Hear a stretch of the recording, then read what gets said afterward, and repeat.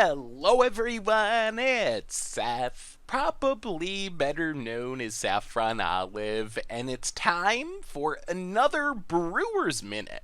So, this week, we are talking about one of the most common deck building mistakes that I see people make in Modern. And I know all about this mistake because I made this mistake myself. If you look back at a lot of the earliest decks I was building for various series, I tended to fall into this same trap. And it's a very understandable, easy mistake to make. And that mistake is playing too many Shocklands. And I think I understand why people, including myself, make this mistake.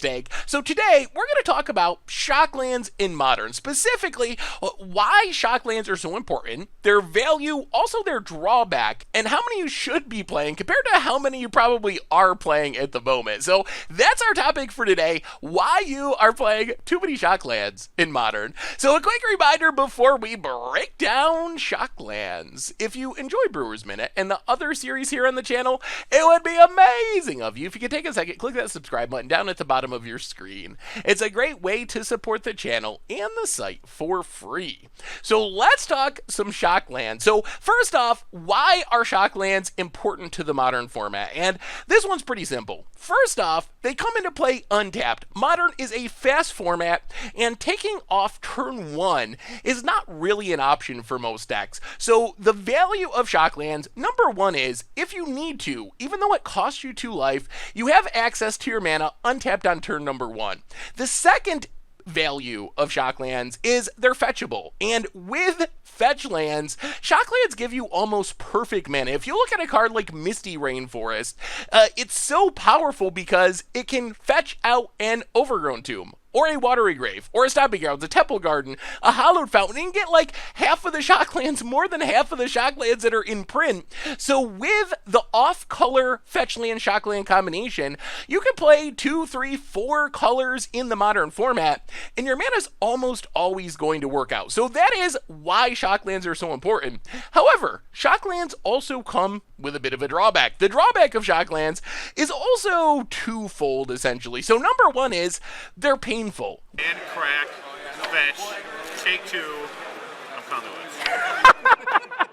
While it might not seem like a big deal, the 2 life you spend to have your Shockland come into play untapped, that is 10% of your life total in a format like Modern, where a lot of decks are winning quickly, people are goldfishing each other. That 2 life is often the difference between you getting 1 more turn to do your powerful thing, assemble your combo, and your opponent just killing you.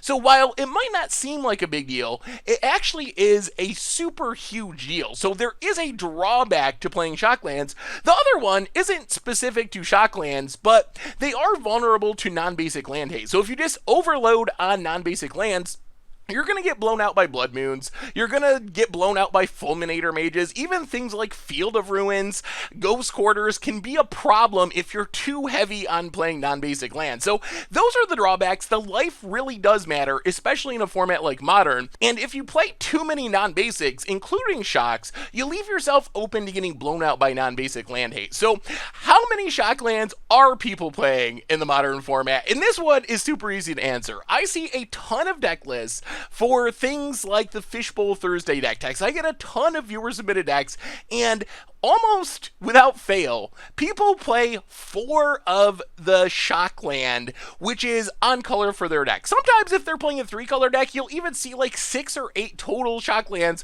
which is just a really high number of Shocklands. So this is not correct, and we're going to talk about why in a minute, but I think I know why this happens. Most people start building decks in Standard, and in Standard, the mana base is pretty simple. Let's say you're playing Izzet in Standard. You play 4 of the best land cycle in the format, which right now is Steam Vents, the Shockland cycle. Then you play 4 of the next best land cycle, which in this case is the Check lands or Buddy lands highlighted by Sulfur Falls.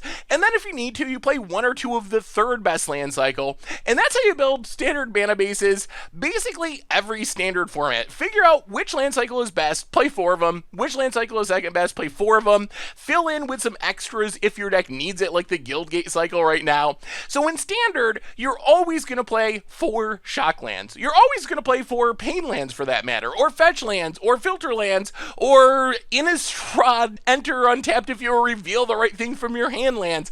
It doesn't really matter in Standard because there's such limited options. However, this style of deck building is actually a detriment in the Modern format where we have so many options. So take, for example, a deck like Burn in the Modern format. It's a deck that if you were building it in Standard, you'd play 4 Shocklands, Sacred Foundries, you'd play 4 Clifftop Retreats, maybe a couple Boros Guildgates, and you'd be good to go. That would be your mana base. However, in Modern, you can see Burn only plays 2 shock lands. It has a ton of fetch lands, like 10 fetch lands, but only 5 fetchable lands altogether, and only 2 of those fetchable lands are actually shock lands. So this is partly because there's more options in the Modern format. You can play for Inspiring Vantage, and you also have like filter lands, buddy lands, fetch lands. There's a ton of options, but it's also because playing more than that just isn't necessary. If Burn played 4 Sacred Foundries, it's actually a negative rather than a positive,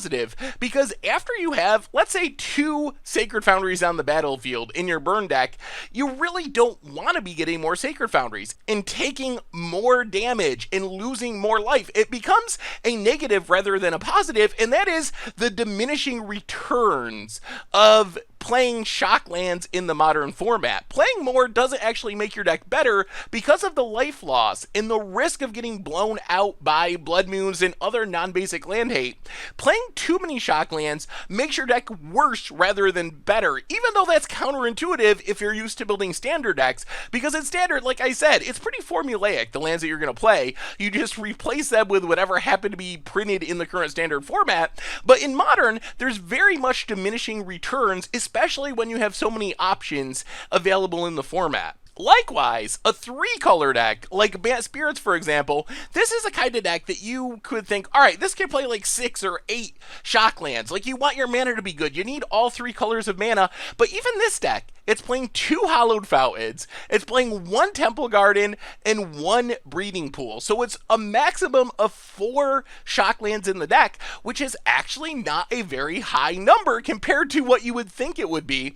And that is, again, because you don't really want to be fetching out shock lands throughout the whole game, because you're going to have to make really painful choices. Either you're going to keep getting that 2 damage, and it's going to really add up and lose your games, or you're going to have to fetch out lands tapped and make yourself play off curve. So really, the value of shock lands in the Modern format is it gives you access to any color of mana you need when you need it, thanks to the fetch lands, and in the early game, turn 1, turn 2, maybe turn 3, it's worth trading your life to have that perfect mana. But as the game goes along, you really don't want to be drawing shock lands because you can't afford that 2 life. It becomes a very big deal, and you don't really want to be fetching them up if you have the option either. You'd rather be grabbing basic lands. So it is almost never correct to play 4 of a shock land in your Modern deck. And here we're talking about optimal decks. If you don't have access to fetch lands and you're building on a budget, things are different. But if you are playing a typical tier Modern deck, it's almost never correct to play 4 copies of a shock land in your 2-color deck. And even if you're a 3-color deck, you really don't want to go much over 4 shock lands there either. If you look through all the most played decks in the Modern format, you'll see that 2-color decks typically have 2 shock lands. That is the most common number. Some decks with intensive mana costs go up to 3. If you have a double black spell on turn 2 into a double red spell on turn 3, like you'll see in some Hollow One decks, those decks might go up to 3, maybe. And even 3-color decks, you're mostly looking at playing 2 of your base color shock land, like we saw in Bant Spirits. And then you're going to play 1 of each of your splash color shock lands. So you're going to have 1 copy of Temple Garden, 1 copy of Breeding Pool to go along with your 2 Hollow Fountains. And going much more than that actually makes your deck worse instead of better for the reasons we've been talking about, where you're going to be forced to play off curve, or you're going to be forced to give up life that you don't really want to give up or can't afford to give up in a format as fast and powerful as Modern by playing these lands untapped. So TLDR, the bottom line is you're probably putting too many Shocklands in your modern deck. So if you are just starting out building decks in the modern format, maybe you're used to building standard decks, used to how the mana works there, don't put 4 of a Shockland in your deck. It's just not necessary, and it doesn't make your mana better. It actually makes your deck overall worse, and it might even make your mana worse when you consider Blood Moons and the other non-basic land hate in the format. Anyway, that's been our Brewers Minute for this week. Why you're playing too many Shocklands in Modern. Thank you so much for watching. I hope you enjoyed it, and I will talk to you soon. Thanks for watching the video. If you enjoyed it, help us out by clicking that like button down below. And to keep up on all the latest and greatest, click that subscribe button. And don't forget to hit that bell icon to get alerts whenever we have new videos. And if you want to, check out some of our other sweet videos here and here.